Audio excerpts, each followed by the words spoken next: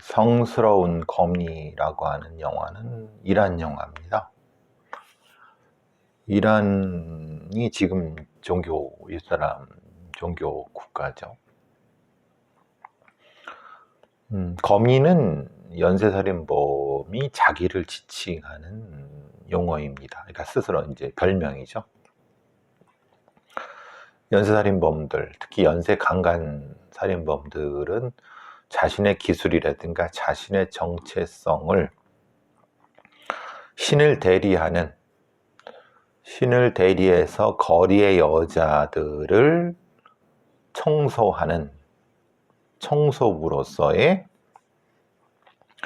그런 정체성을 가진다고 스스로 생각하기 때문에 뭐 연쇄살인범의 뭐 4가지, 5가지 유형 중에 그런 유형이 있다고 하지만 그거야 뭐 딱히 굳이 언급할 필요는 없고, 여기서 중요한 건 이란 영화라고 하는 것, 그리고 이런 일종의 반정부적, 사회 비판적인 영화가 나왔다는 것도 사실은 쇼킹한 거고, 이로 인해서 이 영화의 제작자, 주연 배우들이 이 심각한 탄압을 받았고, 주인공도 마찬가지고, 감독도 마찬가지고.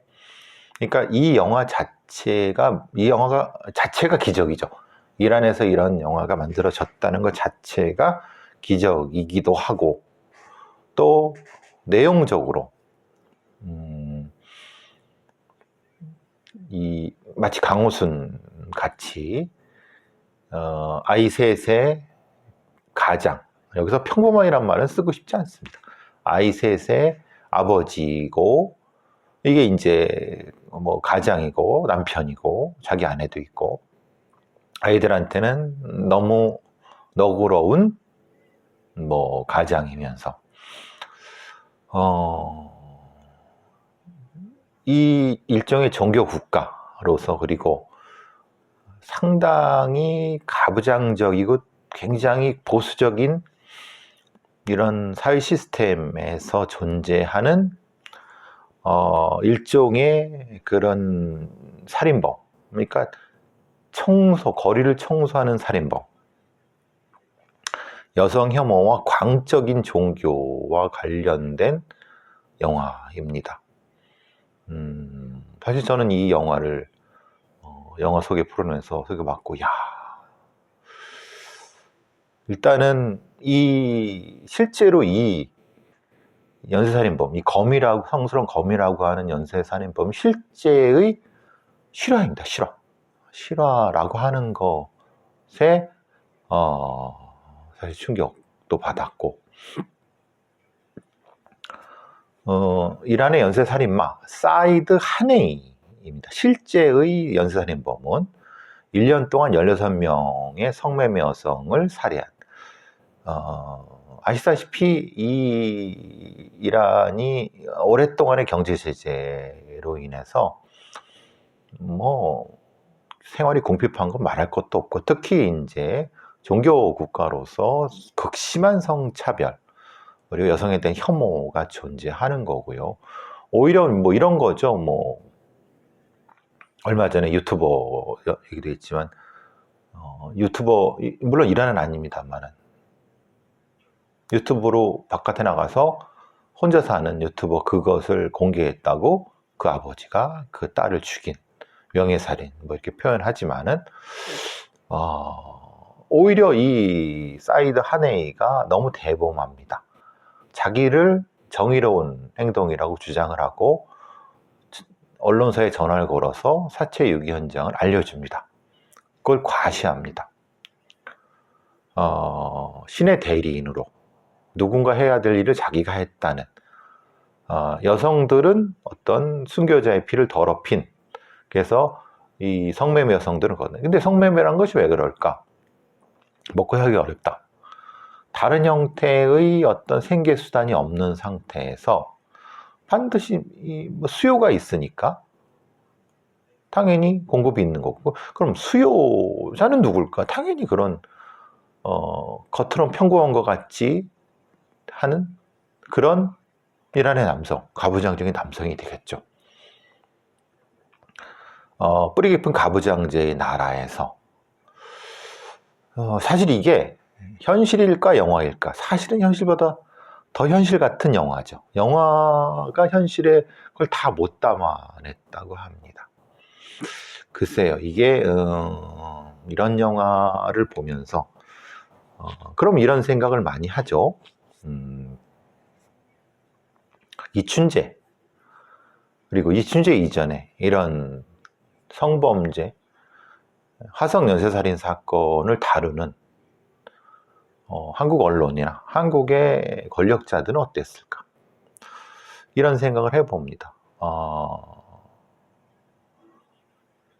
공포를 통해서 통치를 하는, 지배를 하는 연쇄살인범이라고 하는, 그러니까 여자들 바깥에 늦게까지 다니지 마, 뭐 치마 입고 다니지 마, 뭐 빨간색 뭐 이런 얘기도 하고, 그리고 오히려 그런 연쇄살인범이 있음에도 불구하고 실제로는 우리가 이춘재 연쇄살인 사건을 알려진 것과 달리 화성 연쇄살인, 이춘재 연쇄살인 사건을 가지고 헛소리에 찍찍했대는 그런 뭐 관련된 사람들의 얘기도 많이 있지만 개소리입니다, 개소리.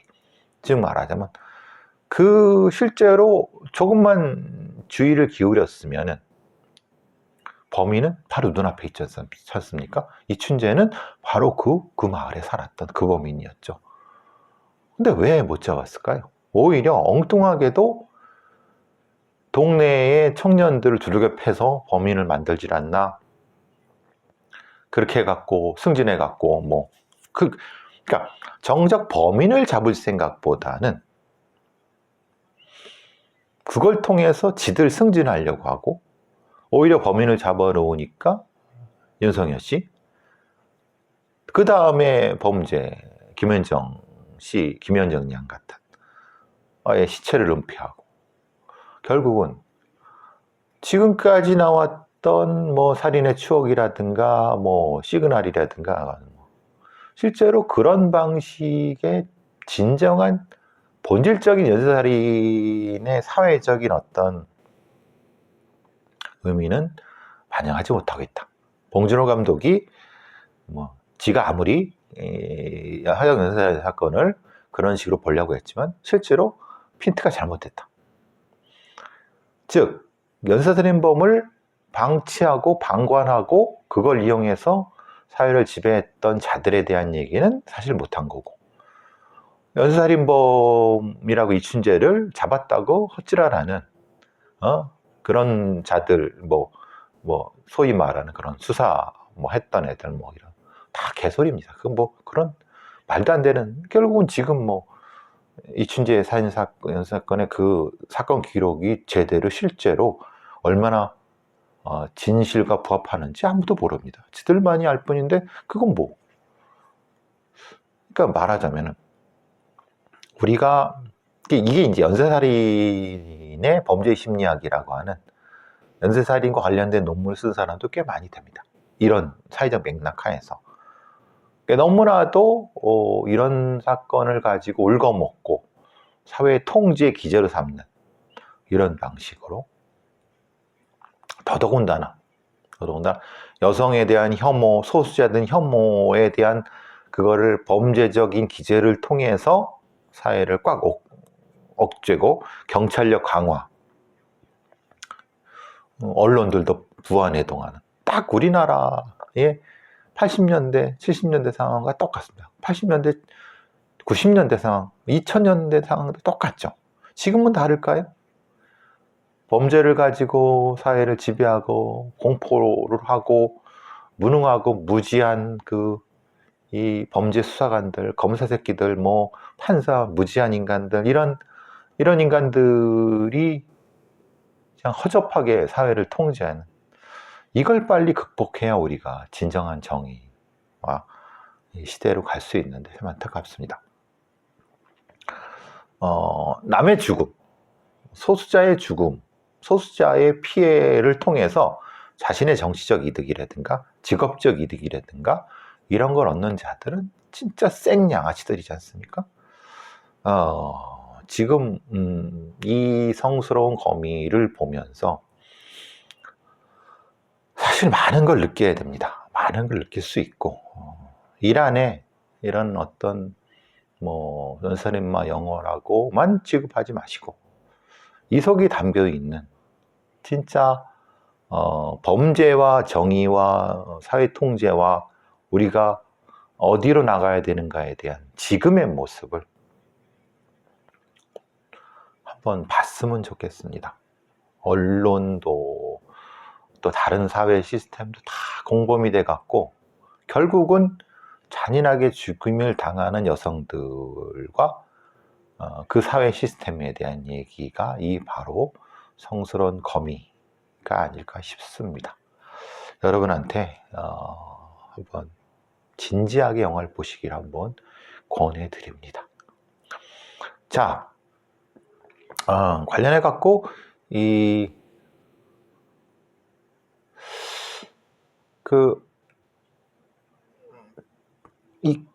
사건이 있는데 이건 조금 좀 다를 수 있지만 아동 청소년법 위반된 놈이 하나 있습니다. 2019년부터 7월부터 2021년 1월까지 약 2년, 3년, 2년 정도 안쪽으로 어떤 여고생한테 여고생이 자기를 좋아하도록 그루밍을 한 거죠. 성적 착취를 목적으로 사전에 친밀한 관계를 맺어주는 거예요. 사실 특히 이제 10대 중후반의 사춘기 어린 여자아이들이 특히 이제 부모로부터 학대당하고 버림받고 일종의 이제 무관심. 그런데 얼굴 멀쩡하고 돈 잘 쓰고 또 멋있고 뭐 이런 금방 이 그루밍은. 그래서 이제 미국에서도 무슨 고등학교의 철학 선생이라든가 뭐 미술 선생이라든가 요런 애들이 겉으로 봐서 멋있어 보이죠. 또 우리나라는 어떻습니까? 무슨 이벤트 엔터테인먼트 이사라든가 길거리 캐스팅 이런 것도 있고 뭐 이런 그 예술가 아니면 영화 뭐 제작자 모델 에이전시 이렇게 유인을 해갖고 마치 이제 사귀는 것처럼 아니면은 약간 그렇게 좀 이렇게 좀 가스라이팅 그루밍을 해갖고 성관계를 갖는 게 강간을 한 거죠. 그래서 사실 이게 이제 그 비동의 강간죄가 필요하다는 거고 또 미성년자에 대한 이런 부분 성적 보호가 필요하다는 부분인데요. 그래서 가출을 하도록 이렇게 유도를 하고 또 동거하다가 그 과정에서 필로폰을 먹여서 어떻게 합니까? 성매매를 시키는 거죠. 그 성매매를 시키는 과정에서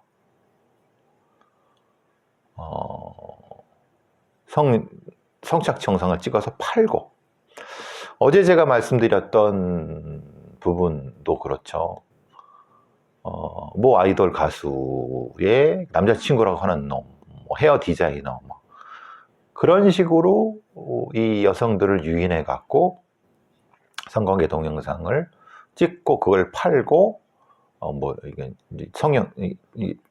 그걸로 돈을 벌고 거의 똑같은 맥락입니다. 이 대상이 이 경우는 아동, 미성년자, 특히 10대 중후반. 워낙 그 마약을 상습적으로 투여하게 해갖고 부작용으로 뇌출혈, 반신불수 상태하게 됐어요. 근데 그 1심, 2심의 그 판사들의 그 판결이 참 물론 좋은 거죠. 유혹하고 부모의 보호관계 이탈시킨 후 자신의 지배하에 오게 해서 충분히 인정돼. 그러니까 혐의 인정됐어요. 근데 문제는 이 피해자가 사실은 17부터 18까지 그렇죠. 이 피해자가 스스로를 판단할 능력이 있다고 판단을 했어요. 그래서 미성년자 유인은 뺀 거죠. 그러니까 우리의 어떤 뭐 대부분도 마찬가지지만 가스라이팅이나 그루밍에 의한 성범죄는 인정하지 않는 거예요. 사실 17, 8이면 스스로 판단할 나이가 된다고 하는 거죠. 그런데 그게 맞습니까? 그 나이 돼도 여러 가지 이 심리적 지배 기제에 따라서 자신의 어떤 정체성을 잃어버릴 수도 있어요.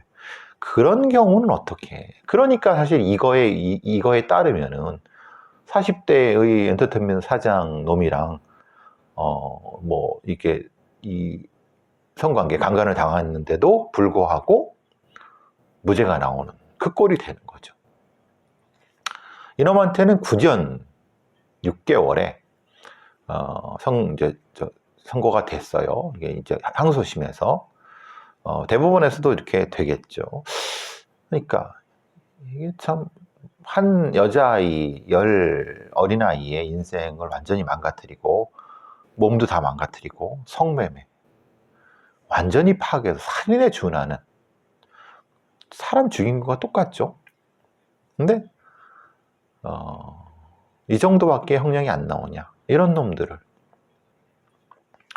이게 결국은 우리가 소수자에 대한 폭력 그리고 심리적 지배에 의한 폭력이라는 것을 인정하지 않는 그리고 인정하지 않는 그런 부분에 대한 연구라든가 집중적인 어떤 해석 이런 것들을 안 해놓으니까 때리고 죽이고 피가 터지고 뭐 그러면은 형량이 큰 거고 심리적으로 지배해서 성매매를 하게 했는데 그것은 네가 18살쯤 됐으니까 판단을 해서 한 거니까 어느 정도 너한테 책임이 있어 이런 얘기 아닙니까? 그러니까 심리적인 행동 통제에 의한 범죄의 위험성에 대해서 판사라는 것들이 별로 무지한 그거를 이제 정확히 규명해서 이 형법적 아니면 이 통제적으로 이거로 처벌할 수 있게끔 할 수 있어야 된다고 보는데 어느 세월에 가능하겠습니까? 결국은 사실 여부 판단과 형량 판단을 판사로부터 뺏어서 다른 전문가들한테 넘겨주는 것이 맞는 것이 아닐까라는 생각을 해봅니다. 어쨌든 이런 일도 있었고요. 약간 범죄는 아닌데 사실 제가 이제 여기 살고 있는 게 제가 고양시에 살고 있지 않습니까? 근데 제가 이제 서울 홍대 쪽이나 아니면 합정이나 이런 쪽으로 뭐 방송이나 강의하러 아니면 이런 녹화하러 나가면은 제2자유로하고 자유를 타고 갑니다. 제2자유로 타고 가다 보면 대덕동이라는 데가 있어요. 거기가 어디냐? 고양시와 마포구 상암동 경계입니다. 거기에 이제 뭐 소각장, 소위 쓰레기장이죠. 난지도가 옆에 있으니까 또 뭐가 있느냐? 물순환센터. 또 뭐가 있느냐? 기타 등등등. 이게 말하자면 음식물 쓰레기 처리 시설, 소각장. 그러니까 서울의 주요 구는 자기들한테는 두기 싫어. 근데 경기도에 버릴 수는 없어. 왜? 그건 도를 넘어가는 거니까. 광역지자체. 그래서 임박한 딱 붙인 데에다가. 그러니까 결국에 우리의 어떤 쓰레기장이라든가 소위 말하는 혐오시설이라고 하는 이런 것들은 수요자 중심으로 가자. 야, 서울 강남구, 서초구, 니네들 어차피 니네들도 쓰레기 쓰고 나오는데 그럼 니네들이 알아서 처리해. 강남구에서 서초구 알아서 처리해. 거기 안에다 뭐 지하에다 뭘 만들고 뭘 쓰레기 소각장을 만들고 뭐 하든 그건 니들이 알아서 해. 니들 돈 많이 벌잖아. 왜? 잘 사는 동네의 저 혐오 시설을 왜 못 사는 동네에 갖다가 처박아 놓느냐. 이게 결국은 이러니까 쓰레기를 마구 버리는 거고 줄일 생각을 안 하는 거고 이런 것과 연관해요. 실제로 힘없죠. 저 구석탱이에 있는 고양시나 마포구 힘없으니까 또 밀리고, 권력을 가진 자들은 잘 사는 데서 하는 거고. 이거는 아니다. 이거는 민주주의의 심각한 문제다. 서울시의 똥구멍으로 전락한 고양시, 서울시의 똥구멍으로 전락한 마포구 상암동. 근데 이것도 절차상에 하자가 많아. 대충 힘으로 밀어붙여. 대충. 그러지 말고 강남구 한복판에다 해. 야, 용산구 대통령실 앞에다 해. 우선 뭐 니네들 어차피 거기서 쓰는 건 니네들이 처리를 해야지. 거기에 발전소를 짓던 핵 발전소를 짓던 아니면 쓰레기 처리장던 아니 필요한 데서 하는 거지. 결국은 지금 서울의 인구가 많이 몰려 있고 이런 것도 뭡니까? 진짜 여기만 잘 사는 놈들은 꽉 붙이고 못 사는 애들은 다른 데로 넘어가는. 입지선정위원회도 엉망진창이고. 근데 법을 만들어 놓은 놈들은, 행정을 하는 놈들은 힘 있는 놈들이거든요. 결국은 힘없고 구석탱이에는 쓰레기 똥 냄새나고 완전히 쓰레기 타는 냄새나고 이런. 이건 아니다. 이건 이렇게 하면 안 된다. 하여튼 지나가는 길에 그 말씀 잠깐 해봤습니다. 이 12구 참사에서 이제 경찰청 정보 라인들이 정보 관련 문건을 삭제했다고 해서 기소가 됐죠. 그러니까 이제 수사가 송치가 되고 이제 검찰이 수사 중인데, 이상한 좀 분위기가 계속 경찰청 정보과라든가 경찰청 정보 쪽을 계속 압수수색을 한다. 아니 근데 말하자면 그게 맞아. 어쨌든 정보 문서를 삭제한 건 맞으니까. 그럼 서울청 단위에서 했으면 거기서 처벌하면 그것을 왜 지금 경찰청 정보 쪽으로 계속 전방위적으로 압수를 하느냐. 경찰 애들도 이걸 뭔가 얘네들이 검찰 애들이 뭔가 다른 의도가 있다. 말하자면 애당초 뭔가 이 경찰의 정보국을 미리 기선제압을 하거나 아니면은 거기서 나오는 정보, 원래 이거는 사실 이 검찰의 범죄 정보 같은 경우도 사실은 경찰의 정보 쪽에서 많이 카피해 온 거고, 또 중앙정보부, 예전에는 안기부, 그 다음에 지금 국정 같은 데서도 그런 정보. 그러니까 결국은 사심이 있는 게 아니냐. 지금 말하자면 검찰의 정보 라인, 핵심 특수부 검사 애들이 나중에 써먹으려고 경찰의 정보와 관련된 어떤 뿌러치, 이 파이프를 거기적으로 파거나 뭔가를 확인하려는 것이 아니야. 사실은 12구 참사와는 관련 없이 12구 참사의 수사를 빙자해서 뭔가를 좀 쭉쭉 빨아먹으려고 한 거 아니야? 아니 뭔가를 박아놓으려고 하는 거 아니야? 어차피 계속 털렸는데, 이명박 때 털렸고 박근혜 때 털렸고, 사실 경찰청 정보 라인들은 사실은 이제는 개털밖에 안 됐는데, 근데 그게 맞을까? 제가 알고 있는 상식으로는 예전역에 경찰청 정보의 핵심에 있는 애들은 원래 백본 서버는 이미 다 빼돌렸다. 어딘가에 있다. 지금 있는 건 그거를 복사한 것밖에 안 된다. 아니 걔들도 바보가 아닌데 검찰이나 이런 애들한테 압수수색 당하는데 그대로 뺏길 놈들이겠느냐. 근데 줄 건 줬다. 근데 진짜 핵심은 안 주지 않았을까? 하여튼 제 생각입니다. 근데 이건 특수부 검사 애들, 검찰 수뇌부 놈들이 해도 이제 완전히 지들 세상이라고 해서 경찰청 정보 쪽에 있는 거를 뭔가를 빼먹으려고 하는 것 같은데 잘 될까? 하긴 지금 그 국민의힘의 그 선거관리위원장인가, 이게 유홍수라고 하는 때부터 이철규 같은 애들, 사실 뭐 경찰 출신이고 경찰청장 출신이고 경찰에 고위직까지 했고 그러니까 걔네들이 어차피 정권의 사실 핵심들이죠. 뭐 이철규 같은 애들 윤핵관의 핵심인데, 근데 윤핵관의 핵심이라 하더라도 걔는 검사가 아니거든요. 쓰고 버리래죠. 이철규 같은 애들이나 유홍수 같은 애들은. 그러니까 사실은 걔들도 못 믿는 것이 아니냐. 윤석열이나 이런 특수부 검사 출신 애들이 그런 것일 수도 있고, 하여튼 이게 복잡하지만 좀 미묘한 뭔가가 있는 것 같다는 느낌이 들어서, 글쎄요, 거기까지는 과욕이다.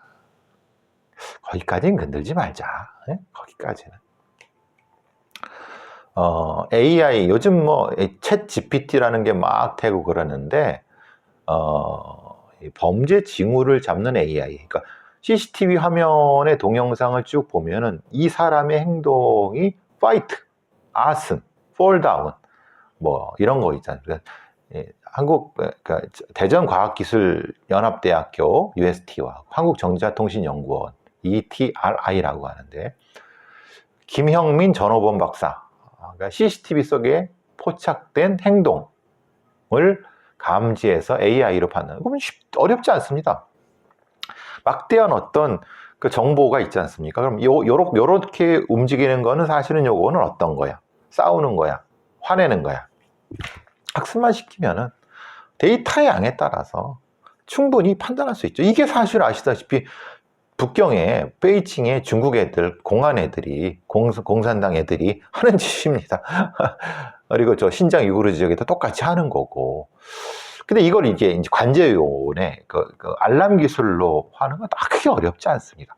문제는 이 데이터와 이 관리를 통제할 수 있느냐. 이건 다른 문제예요. 기술은 사실은 뭐 크게 어렵지 않습니다. 그러면 화재라든가 아니면은 다른 쪽으로, 즉 말하자면 배회, 쓰러짐, 침입, 뭐 유기, 방화, 밀집 뭐 여러 가지를 판단할 수 있다고 하는데, 다른 것까지 하는 거는 좀 이상하다. 인간의 이상 행동에서 사실 방화라든가 아니면은 뭐 싸우는 거 이런 거는 해도 공간 밀집 같은 건 뭐 붙은 거니까. 이 한계가 분명히 존재하는데 이거를 너무나도 나가려고 하면은 이게 진짜 인종 프로파일링이 된다. 이걸 개발하는 사람은 그걸 알까요? 이게 돈이 되는 건 알 겁니다. 그런데 그게 굉장히 위험성을 가진다는 걸 알까요? AI의 과학기술자들이 크게 착각하는 것이 그 이상의 영역이 있을 수 있다는 것은 글쎄요, 저는 모를 것 같은데요. 어쨌든 이런 기술도 조만간 현실화 될 거다. 이제 뭐 너도 나도 AI를 출시하고 있으니까. 자,